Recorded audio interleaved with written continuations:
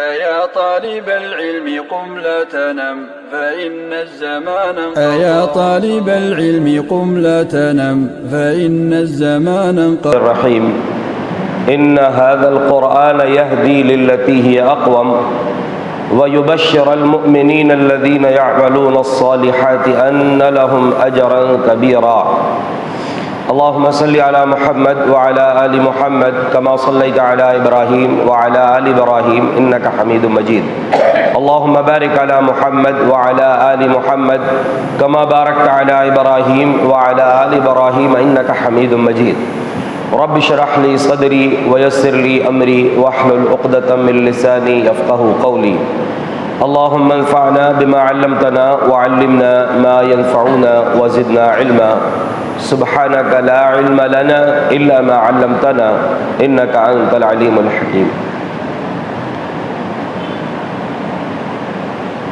قرآن کریم کی ایک آیت آپ نے سنی ہے جس میں اللہ رب العزت نے قرآن کے تعلق سے ہی ایک اہم ترین بات کہی ہے۔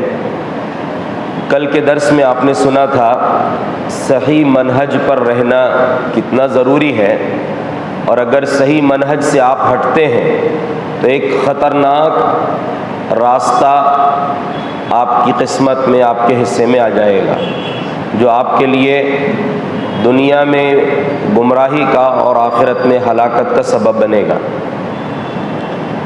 قرآن کی اس آیت میں اللہ رب العزت نے فرمایا وَإِنَّ هَذَا الْقُرْآنَ يَهْدِي لِلَّتِي هِيَ أَقْوَمُ، یہ قرآن جو آپ لوگوں کو دیا گیا ہے، یہ قرآن وہ راستہ دکھاتا ہے جو سب سے زیادہ سیدھا ہے۔ ابھی سیدھا راستہ تو دکھا دیا، ساتھ میں وَيُبَشِّرَ الْمُؤْمِنِينَ الَّذِينَ يَعْمَلُونَ الصَّالِحَاتِ، ایسے مومن جو نیک عمل کرتے ہیں ان کو بشارت بھی سناتا ہے ان لہم اجرا کبیرا، ان کے لیے بہت بڑا اجر اللہ نے رکھا ہے۔ بات سمجھ میں ہی آئی؟ قرآن پر ایمان لانے کے بعد اس کے مطابق اپنی زندگی گزارے تو اللہ کی طرف سے اجر کبیر، اجر عظیم کی بشارت ہے۔ لیکن اپنی اس خوش قسمتی پر اللہ کا شکر ادا کیجئے کہ اللہ نے یہ توفیق دیا ہے کہ قرآن کو سمجھ کر اس کے مطابق عمل کرنے کی کوشش کرتے ہیں، ورنہ یاد رکھیں قرآن کو اللہ نے ہدی للناس بھی کہا ہے اور ہدی للمتقین بھی کہا ہے، یعنی قرآن ساری انسانیت کے لیے راستہ دکھانے والی کتاب ہے، لیکن اس راستے کو اختیار وہی کرتے ہیں جن کے اندر تقویٰ ہوتا ہے، جن کے اندر چاہت ہوتی ہے کہ وہ قرآن سے صحیح راہ حاصل کریں۔ قرآن سے رابطہ اور رشتہ، دیکھیے دو چیز کو اپنا لیں اور ایک چیز سے بچ جائیں اور بچنے کی دعا بھی کریں۔ پہلی چیز، قرآن پڑھتے ہوئے جو چیز واضح طور پر ہمیں سمجھ میں آ رہی، مثال کے طور پر قرآن میں اللہ نے فرمایا اقیم الصلاۃ، کیا مطلب ہے؟ نماز قائم کرو۔ کیسے قائم کرو؟ نبی صلی اللہ علیہ وسلم سے احادیث کے ذریعے جو طریقہ ہم کو مل گیا اس کے مطابق آپ نماز قائم کرو، تو یہ واضح چیز ہے۔ کچھ آیتیں ایسی ہیں جن کا معنی واضح نہیں ہوتا، تو اس کے لیے آپ کو دوسری چیزیں یاد رکھنا ہے، اس کے لیے پوچھنا ہے۔ کل کے درس میں آپ کو ہم نے بتایا تھا امام بخاری رحمۃ اللہ علیہ کے استاذ امام ابن عون رحمۃ اللہ علیہ نے فرمایا کہ میرے لیے بھی اور دوسروں کے لیے بھی بات مجھے پسند ہے۔ ان میں دوسری بات کیا تھی؟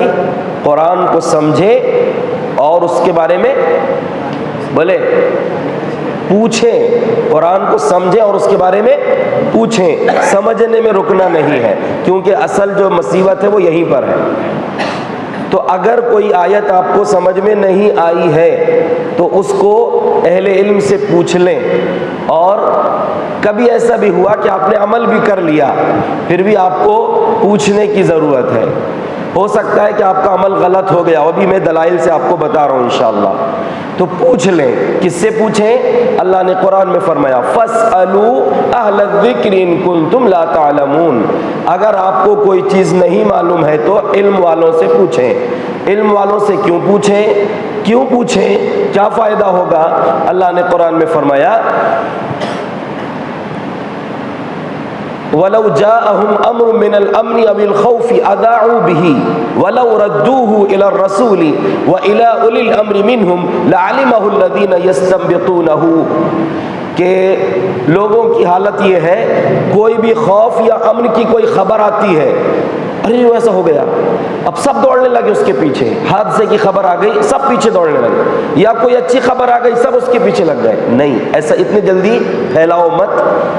بہتر یہ ہوگا اس کو یا تو رسول کے پاس پہنچا دیتے یا ایسے لوگوں کے پاس پہنچا دیتے جو گہرا علم رکھتے ہیں. اب ہمارے پاس رسول نہیں ہے، ہمارے پاس وہ لوگ ہیں جن کے پاس علم ہے، تو ایسے لوگوں کے پاس وہ خبر پہنچا دیتے یستنبطونہ، جو اس کی گہرائی میں جا کر اس مسئلے کو آپ کو بتا دیتے تاکہ آپ نقصان سے بچ جاتے. استنباط کس کو بولتے معلوم؟ استنباط کا مطلب ہوتا ہے جو کنواں کھودتے ہیں، کنواں کھودتے کھودتے جب اس مقام پر پہنچتے ہیں جہاں پہلا پانی نکلتا ہے، تو کیا آپ تھوڑا سا کھودے اور پانی نکل جاتا ہے؟ نہیں نکلتا. کچھ فٹ کھودنا پڑتا ہے، آپ کو بور ہوتا ہے، کچھ فٹ کھودنے کے بعد پانی نکلتا ہے. اوپر اوپر پانی نہیں ملتا. اگر اوپر پانی مل جائے تو سب لے لیں گے بغیر محنت کے. اللہ نے کہا کہ وہ جو گہرائی میں جا کر محنت کر کے جو پانی نکلتا ہے، اسی انداز میں گہرائی میں جا کر جو علم والے لوگ آپ کو بات بتائیں گے وہ آپ کے لیے فائدہ مند ہے.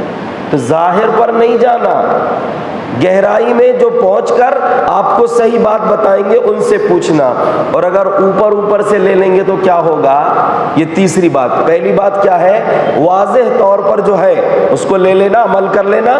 دوسری بات جو سمجھ میں نہیں آیا وہ علماء سے پوچھ لینا. تیسری بات، اگر یہ دو راستے اختیار نہیں کر کے ظاہر پر جائیں گے، ایک شاعر نے بڑی اچھی بات کہا ہے، نجا ظاہر پرستی پر اگر کچھ عقل و دانش ہے، نجا ظاہر پرستی پر اگر کچھ عقل و دانش ہے، ہر چمکتا جو نظر آتا ہے وہ سونا نہیں ہوتا. ظاہر پر جاؤ گے تو بھٹک جاؤ گے. تیسری چیز ہے، تیسرا راستہ کیا ہے؟ ظاہر دیکھ کے، ہاں بس یہ ہے نا، جیسے مثال ان الحکم الا للہ، حکم بس اللہ کا چلے گا، کسی کی بات نہیں مانی جائے گی. یہ ظاہر پر فیصلہ کر لیے اور بھٹک گئے. کون بھٹکے؟ جن کا ذکر کل آیا تھا کل کے درس میں، جن کی خطرناک منصوبے اور ان کی صفات، ان کی جو حرکتیں ہیں جو احادیث میں بیان کی گئی ہیں، اس ٹولے سے آپ مل جائیں گے، اس جماعت سے آپ مل جائیں گے. اس لیے بہت غور سے اگلی باتیں سنیں. پہلی بات، بنیادی بات یہ ہے، اللہ رب العزت نے فرمایا وَإِذَا قُرِئَ الْقُرْآنُ فَاسْتَمِعُوا لَهُ وَأَنصِتُوا. لوگوں جب قرآن پڑھا جائے تو غور سے سنو اور خاموش رہو. انصتوا لعلکم ترحمون، تاکہ تم پر رحم کیا جائے. اب دیکھیے، یہ اصل میں مشرکین مکہ کا رد ہے. مشرکین مکہ کیا بولتے تھے؟ لا تسمعوا لهذا القرآن والغوا فيه لعلکم تغلبون. اے لوگوں، یہ قرآن مت سنو، جب قرآن پڑھا جاتا ہے تو خوب شور کرو تاکہ تم غالب رہو. سننے مت دو، خود بھی مت سنو، کسی کو سننے بھی مت دو. صحیح بات، تاکہ تمہاری ٹیم بڑی رہے، تمہاری طاقت بڑی رہے، تمہاری تعداد بڑی رہے، کسی کو سمجھ میں نہ آئے اور تم غالب رہو. اللہ نے جواب دیا. سورہ اعراف کی آیت ہے یہ، لا تسمعوا وَإِذَا قُرِئَ الْقُرْآنُ فَاسْتَمِعُوا لَهُ. لوگوں جب قرآن پڑھا جاتا ہے تو چپ رہو، وَأَنصِتُوا، غور سے سنو، لَعَلَّكُمْ تُرْحَمُونَ، تاکہ تم پر رحم کیا جائے. تو یہ مشرکین کو جواب دیا اللہ نے، ظاہر پرستوں نے. اس لیے میں آپ کو بنیادی باتیں جو بتایا ہوں، پہلی بات یہ ہے واضح جو ہے اس پر عمل کر لیجئے، جو بات سمجھ میں نہیں آئی علماء سے پوچھ لیجئے، اور ظاہر پر جاؤ گے تو بھٹک جاؤ گے. تو کچھ ظاہر پرستوں نے کیا کیا؟ دیکھو یہاں پر منع ہے جب قرآن پڑھا جائے تو چپ رہو، سورہ فاتحہ نہیں پڑھ سکتے امام کے پیچھے. اس آیت سے دلیل لے لیے، غلط ہے یہ دلیل. یہ تو ایک اللہ نے مشرکین سے بات کہی ہے، اور یہ مکی آیت ہے، مکی آیت ہے. مشرکین سے اللہ تبارک و تعالیٰ نے کہا اس کا تعلق سورہ فاتحہ سے ہے ہی نہیں۔ سورہ فاتحہ کے لیے اللہ نے یہ کہا، اللہ کے نبی صلی اللہ علیہ وسلم نے، من لم یقرأ بفاتحۃ الکتاب لا صلاۃ لمن لم یقرأ بفاتحۃ الکتاب، اس کی نماز ہی نہیں ہوتی جو سورہ فاتحہ نہیں پڑھتا۔ ایک مرتبہ صحابہ کرام نبی صلی اللہ علیہ وسلم کے پیچھے تلاوت کر رہے تھے، تو آپ نے نماز کے بعد پوچھا، مجھے دقت ہو رہی تھی پڑھنے میں، کیا آپ لوگ میرے پیچھے پڑھتے ہو؟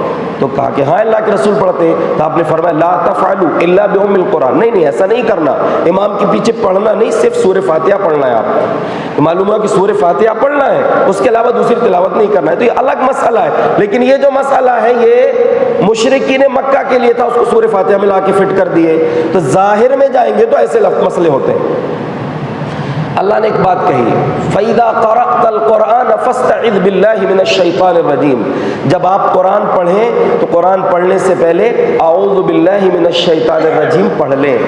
کتنی پیاری بات ہے، اللہ کا کلام پڑھ رہے ہیں، لیکن اللہ کے کلام پڑھنے سے پہلے اللہ فرما رہا ہے کہ تم شیطان سے اللہ کی پناہ مانگ لو۔ کیوں؟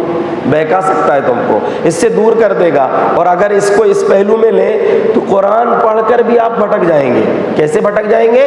اگر صحیح طریقے سے نہیں سمجھیں گے تو ظاہری معنی لے کر آپ بھٹک جائیں گے۔ تو اس لیے اللہ کی پناہ مانگی شیطان سے کہ اللہ ہم قرآن پڑھ رہے ہیں، سمجھ رہے ہیں، اور اس کی سمجھ، صحیح سمجھ ہم کو عطا فرما، شیطان کے شر سے بچا کر رکھنا۔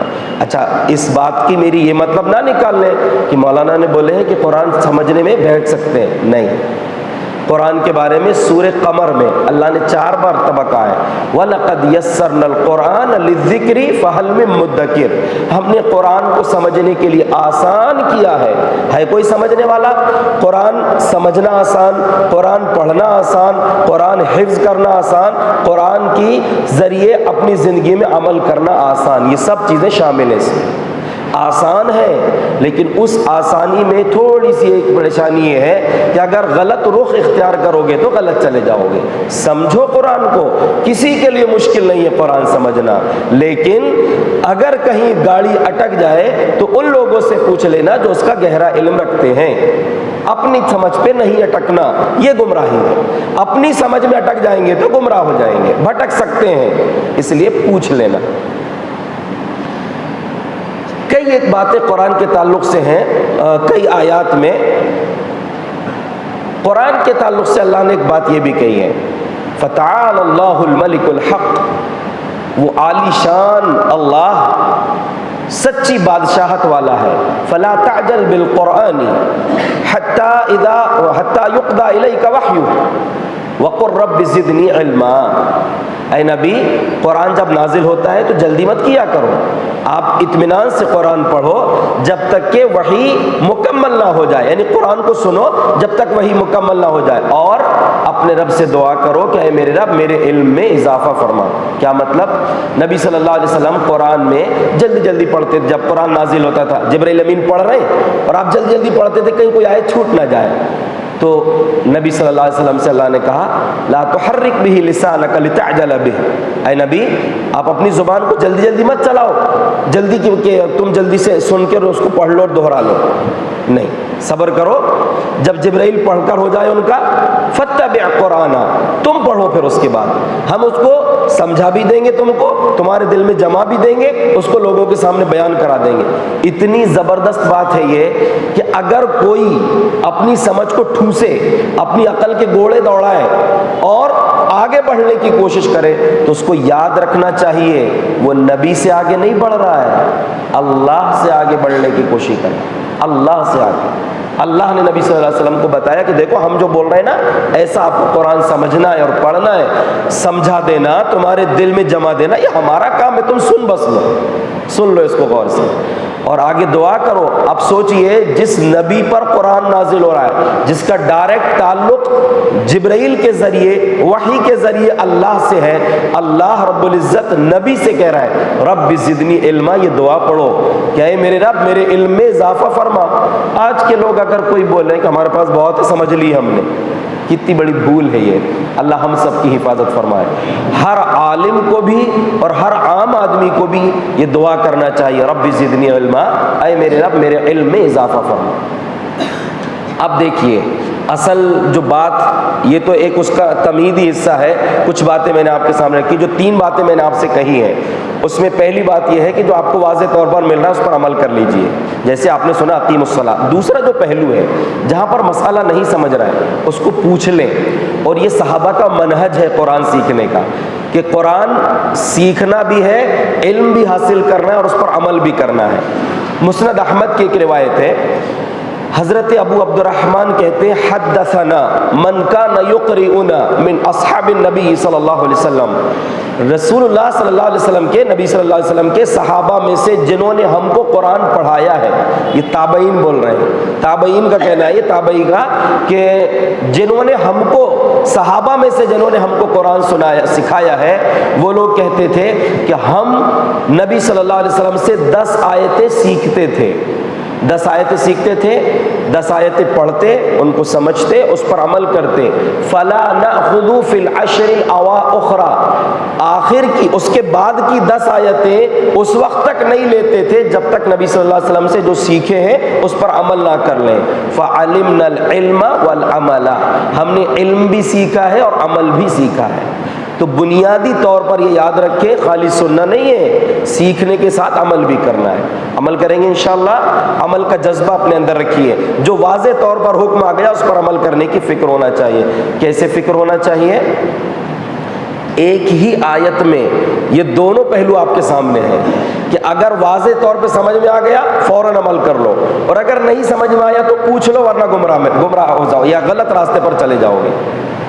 ایک ہی آیت، کتنی واضح شریعت اللہ نے ہم کو دیا ہے۔ اللہ رب العالمین اسی پر زندگی دینا، اسی پر موت بھی دینا۔ ایک آیت نازل ہوئی تھی، صحیح بخاری میں 2 واقعات ہیں۔ ایک قبیلہ آیا، وفد عبد القیس جو قبیلہ تھا وہاں کا ایک وفد نبی صلی اللہ علیہ وسلم کے پاس آیا۔ جب جانے لگے تو ابو بکر صدیق رضی اللہ عنہ نے کہا کہ ان کو امیر بنا دیجئے قافلے کا، ایک کا نام لے کر بولے۔ حضرت عمر نے کہا کہ نہیں ان کو بنا دیجئے۔ ایک نے ایک کا نام لے لیا، دوسرے نے دوسرے کا نام لے لیا۔ اب وہ دونوں کی آوازیں بلند ہو گئیں۔ حضرت ابو بکر صدیق رضی اللہ عنہ نے کہا ما اردت الا خلافی، اب عمر تم نے میری مخالفت کرے ہو۔ کہا کہ ما اردت خلافک، نہیں میں نے آپ کی مخالفت تھوڑی کی ہوں، ایک نام پیش کیا ہوں۔ تو وہ بولتے بولتے دونوں کی آوازیں بلند ہو گئیں۔ اس وقت ایک آیت نازل ہوئی، یا ایھا الذین آمنوا لا ترفعوا اصواتکم فوق صوت النبی ولا تجهروا له بالقول كجهر بعضکم لبعض ان تحبط اعمالکم وانتم لا تشعرون۔ اے ایمان والو، نبی کی آواز سے اونچی اپنی آواز کو ہرگز نہیں کرنا، ورنہ اور جیسے تم آپس میں ایک دوسرے کو زور سے بولتے ہو، نبی کے سامنے نہیں بولنا یا نبی سے نہیں بولنا، ورنہ تمہارے اعمال برباد ہو جائیں گے اور تم کو پتہ بھی نہیں چلے گا۔ اتنی خطرناک وعید تھی ہے کہ پورے اعمال برباد ہو جائیں گے۔ اس آیت کا اثر دیکھیے اب۔ حضرت عمر کے بارے میں زبیر رضی اللہ عنہ کہتے ہیں اس دن کا دن ہے، حضرت عمر رضی اللہ عنہ جب بھی نبی صلی اللہ علیہ وسلم کے سامنے بات کرتے تھے، یحدث کاخ السرار، ایسے بولتے تھے جیسے رازدارانہ انداز میں بات کرتے ہیں۔ کسی کو ایک آدمی کو سنانا ہے، دوسرے کو نہیں سنانا ہے، تو کیسے بولتے ہیں؟ دھیرے دھیرے بولتے ہیں نا، کہ بس بازو والے کو بھی آواز نہ جائے، ایسا بولتے تھے۔ کیوں بولتے تھے؟ کہ کہیں میری آواز نبی کی آواز سے اونچی نہ ہو جائے۔ قربان جائیے، کیسے صحابہ تھے۔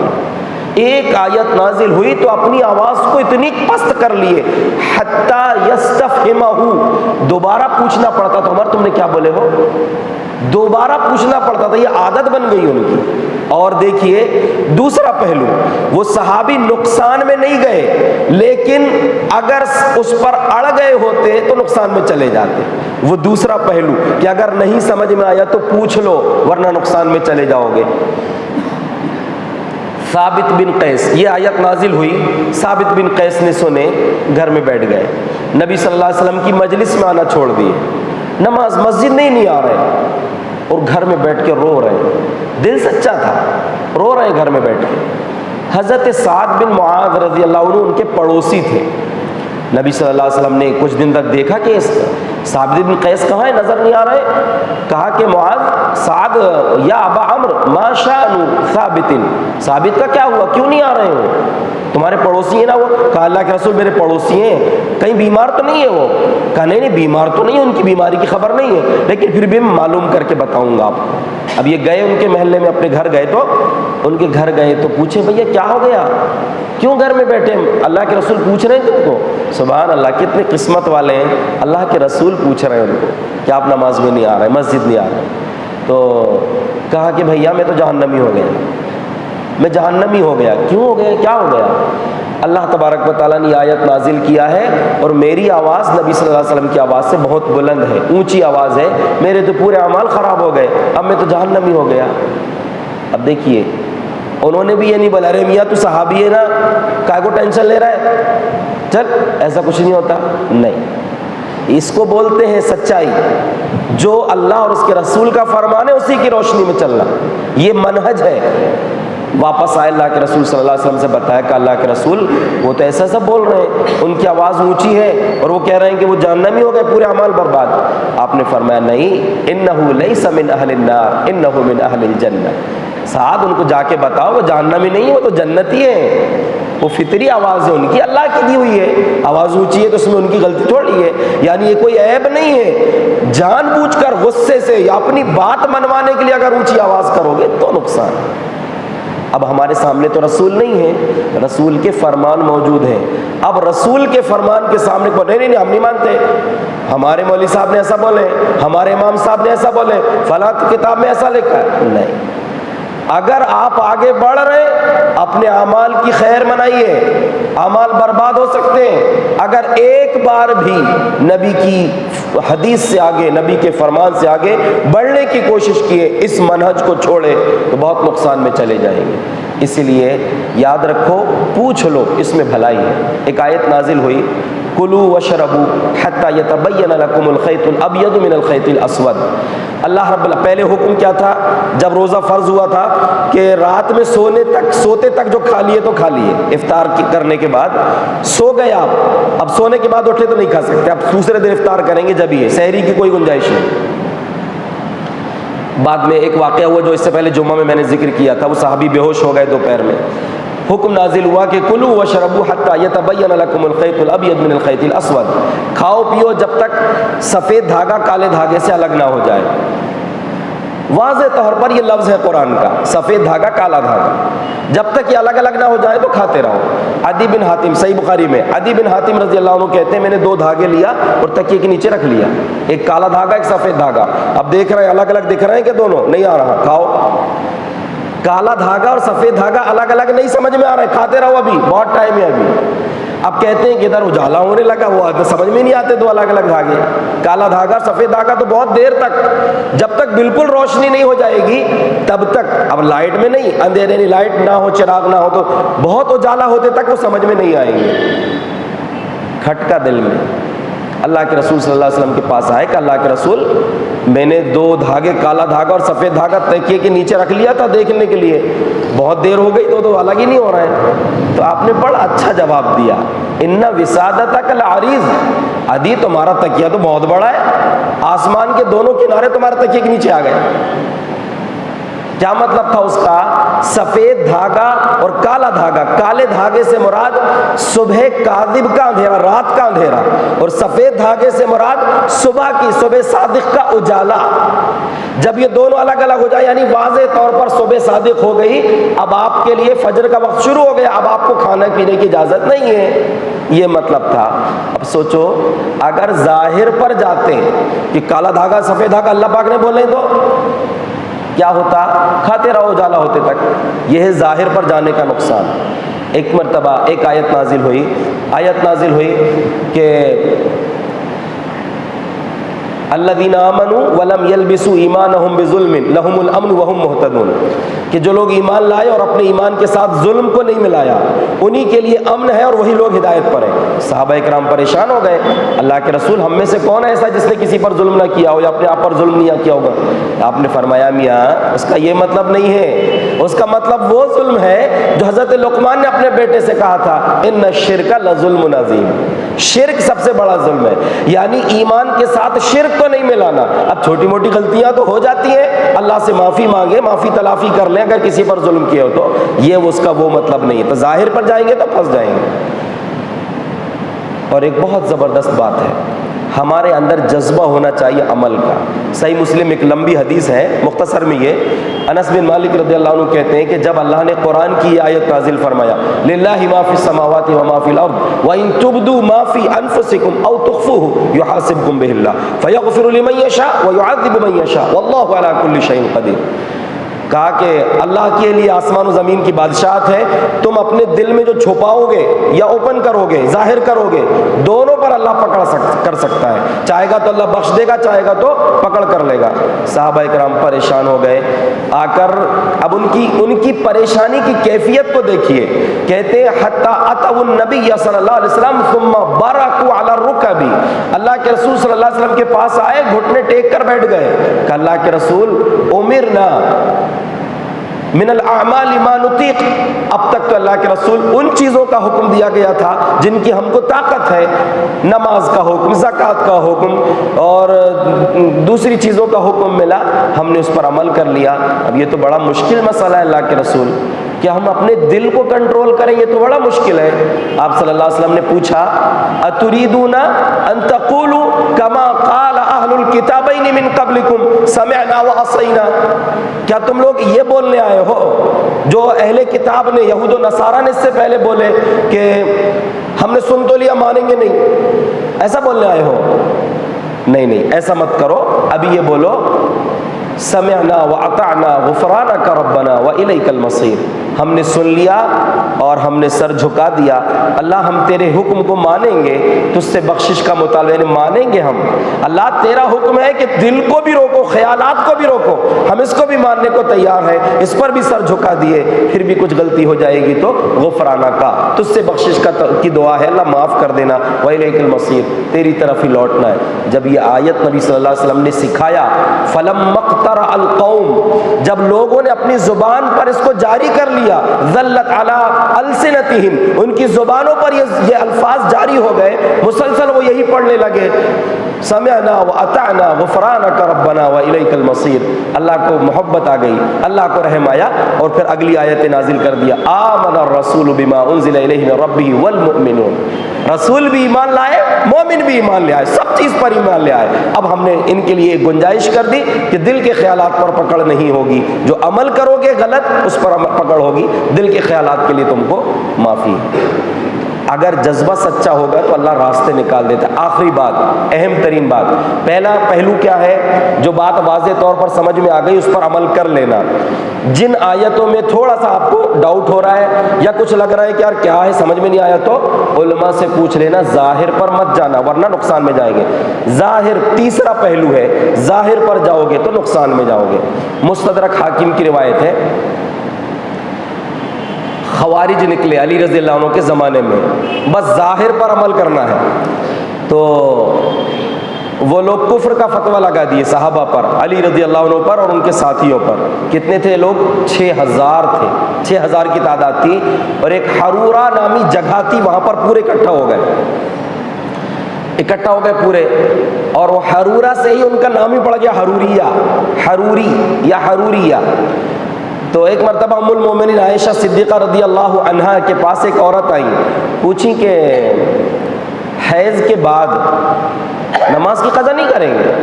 یعنی عورت کے جو مخصوص ایام ہوتے ہیں مہینے کے، اور رمضان کے بعد، رمضان میں جب وہ دن آتے ہیں تو رمضان کے بعد اس کو روزوں کی قضا کرنا ہے، لیکن نماز کی قضا نہیں کرنا ہے۔ تو وہ عورت آ کر پوچھی کہ ظاہر پر دیکھ کر کہ جب روزے کی قضا کرے تو نماز کی بھی کرنا چاہیے، اور روزے سے پہلے تو نماز ہے۔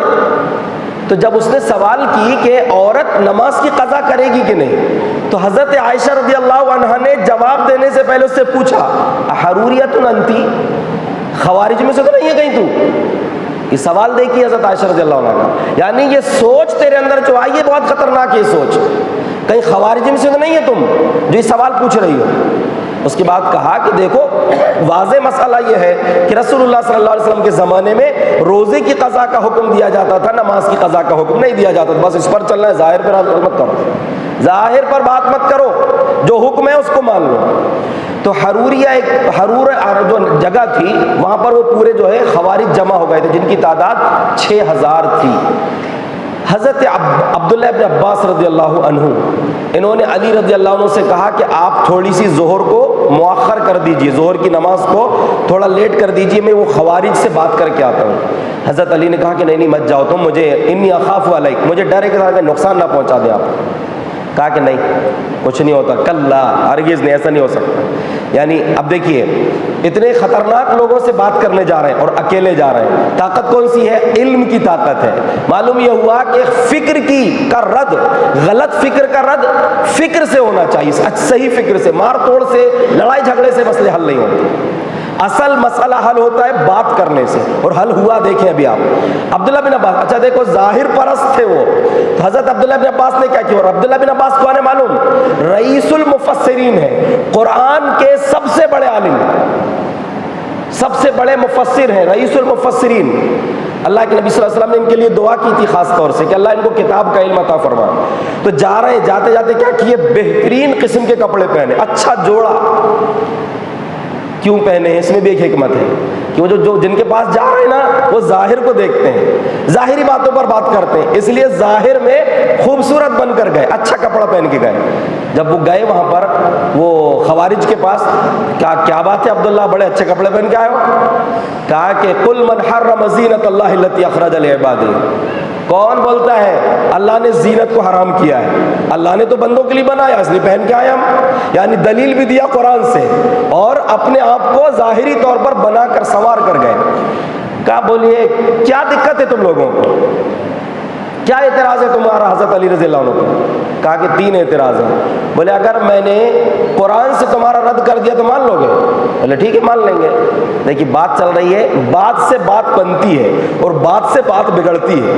صحیح انداز میں بات ہو تو بات بن جاتی ہے، اور غلط انداز میں ہو تو بات بگڑتی ہے۔ لڑائی کہاں سے شروع ہوتی ہے؟ تو کیا کر لے گا؟ اور لڑائی کب نہیں ہوتی؟ سنیے تو بات بیٹھ کے سمجھ لیتے ہیں۔ بات سے بات بنتی ہے اور بات سے بات بگڑتی ہے۔ عبداللہ بن عباس اتنے بڑے عالم ہیں اور ان کے پیچھے صحابہ کی پوری فوج ہے، پورے ساتھی ہیں۔ کہا کہ کیا دقت ہے آپ لوگوں کو، کیا اعتراض ہے؟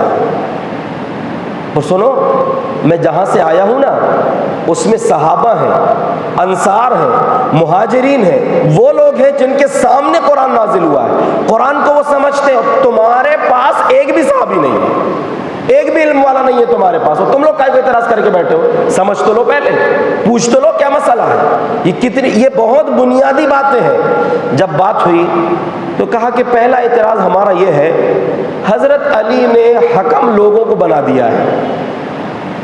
حکم مطلب جج، فیصلہ کرنے والا۔ حضرت علی نے اختلاف کے موقع پر جج متعین کیے تھے کہ جو یہ لوگ فیصلہ کر دیں گے اس کو مانا جائے گا۔ کہا کہ حضرت علی نے حکم لوگوں کو بنا دیا، جبکہ اللہ کہہ رہا ہے ان الحکم الا للہ، حکم صرف اللہ کا چلے گا۔ یہ لوگوں کا حکم چلا رہے ہیں، کافر ہو گئے یہ۔ کہا ٹھیک ہے۔ دوسرا مسئلہ کیا ہے؟ دوسرا مسئلہ یہ ہے کہ انہوں نے حضرت عائشہ سے جنگ کری ہے، اور جنگ ہونے کے بعد انہوں نے عائشہ رضی اللہ عنہ کو قیدی نہیں بنایا، ان کے ساتھیوں کو قیدی نہیں بنایا۔ ٹھیک ہے۔ تیسرا مسئلہ کیا ہے؟ انہوں نے اپنے نام کے آگے سے امیر المومنین ہٹوا دیا، تو اب یہ امیر الکافرین بن گئے، یہ امیر المومنین نہیں بچے، امیر الکافرین بن گئے۔ کہا ٹھیک ہے سنو، پہلی بات تم نے جو بولے ہو نا کہ حکم صرف اللہ کا چلے گا، اللہ نے تو خود قرآن میں کہا ہے کہ اگر حالت احرام میں جو حج یا عمرے کے سفر میں ہوتے ہیں اس میں اگر کسی نے شکار کر لیا تو وہ شکار کا جو جانور ہے اتنا بڑا جانور اس کو فدیہ دینا پڑے گا، اور اس کا فیصلہ کریں گے علم والے لوگ، ذوا عدل منکم، دو جو سمجھدار قسم کے لوگ ہوں گے وہ اندازہ لگائیں گے کہ کتنا بڑا جانور ہے، اتنا بڑا فدیہ دیں گے۔ تو اللہ نے تو خود کہا ہے کہ حکم بناؤ، اور اللہ نے شوہر بیوی کا معاملہ اگر بگڑ جائے تو اللہ نے فرمایا فبعثوا حکما من اہلہ وحکما من اہلہا، ایک حکم مرد لڑکے کی طرف سے، ایک حکم لڑکی کی طرف سے۔ تو اللہ نے تو خود ہی حکم بنایا نا، تو پھر یہ ان الحکم الا للہ کی مخالفت نہیں ہوئی؟ سمجھ میں آ گئی؟ ٹھیک ہے، سمجھ میں آئی۔ دوسرا اعتراض تمہارا کیا ہے کہ انہوں نے جنگ کیے ہیں، تو دیکھیے بات کیا ہے، دلیل قرآن و حدیث سے پیش کریں گے، دلیل ان کے پاس بھی قرآن ہے۔ کہا کہ انہوں نے جنگ کیے ہیں، اگر کافر سمجھ کر جنگ کیے ہیں حضرت عائشہ سے تو پھر تو ان کو قیدی بنانا چاہیے تھا، اور اگر قیدی نہیں بنائے ہیں مطلب کافر نہیں سمجھے ہیں تو پھر لڑے کیوں؟ مومن سے لڑنا غلط ہے. یعنی اگر کافر سمجھ کے لڑے ہو تو قیدی بنانا تھا, اور اگر قیدی نہیں بنایا تو لڑے کیوں؟ مومن سے تو لڑنا غلط ہے, لڑو گے تو کفر ہو جائے گا. حضرت عبداللہ بن عباس رضی اللہ عنہ نے اتنا خوبصورت جواب دیے, کہا کہ سنو, تم کیا سمجھتے ہو حضرت عائشہ کو قیدی بناتے علی رضی اللہ عنہ؟ کون ہے وہ؟ امکم, تمہاری ماں ہے وہ, ام المومنین ہے. سوچو اگر قیدی بنا لیتے تو قیدی میں جو عورتیں آتی ہیں, اسلامی قانون یہ ہے کہ اب وہ لونڈی بن گئی تو جس کے اختیار میں آئے گی وہ بیوی کی طرح ان کو استعمال کرے گا. اس کے لیے جائز ہے کہ جیسے بیوی کے ساتھ صحبت کرے گا ویسے اس کے ساتھ اپنی ماں کے ساتھ کرے گا. کیا اپنی ماں کے ساتھ ایسا سلوک کرو گے تم؟ یہ عبداللہ بن عباس رضی اللہ عنہ نے ان سے پوچھا, ٹھنڈے پڑ گئے. ٹھیک ہے, اگر تم یہ کہتے ہو تو تم ماں کے ساتھ ایسا کرو گے تو کفر کے راستے پہ جا رہا ہو, گمراہی میں جا رہا ہو. اور اگر تم ام المومنین نہیں مانتے حضرت عائشہ رضی اللہ عنہ کو تو قرآن کی مخالفت کر رہا ہو. اس لیے قرآن میں اللہ نے فرمایا النبی اولی بالمؤمنین من انفسہم وازواجہ امہاتہم, نبی مومنوں کی جان کے بارے میں ان کے اپنے اختیار سے زیادہ اختیار رکھتے ہیں, اور نبی کی بیویاں مومنوں کی مائیں ہیں. اگر ماں نہیں مانو گے تو کفر کے راستے پر قرآن کا انکار کر رہے ہو, اور اگر ماں مانتے ہو تو پھر یہ ماننا پڑے گا کہ تمہاری ماں کے ساتھ ایسا کرو گے تم خود. بات پھر سمجھ میں آئی. تیسرا اعتراض تمہارا یہ ہے کہ حضرت علی نے اپنے نام کے سامنے سے امیر المومنین ہٹا دیا, تو کیا تم اب امیر الکافرین بن گئے ہو؟ سبحان اللہ. علم ہونا بات کرنے کے لیے, بات کرنے سے پہلے علم حاصل کرنا, لڑنا جھگڑنا نہیں, علم کی روشنی میں بات کرنا. تو کہا کہ علی رضی اللہ عنہ سے بہتر تو نبی صلی اللہ علیہ وسلم ہے. حدیبیہ کے موقع پر جب بات بگڑی تھی, مشرکین مکہ تو یہی بول رہے تھے کہ جب نبی صلی اللہ علیہ وسلم نے یہ لکھوایا کہ یہ جو صلح ہو رہی ہے من محمد رسول اللہ, رسول اللہ محمد جو اللہ کے رسول ہیں ان کی طرف سے ہے, تو کہا کہ نہیں, رسول اللہ مان لیے ہوتے تو لڑتی کا ہے کو آپ سے.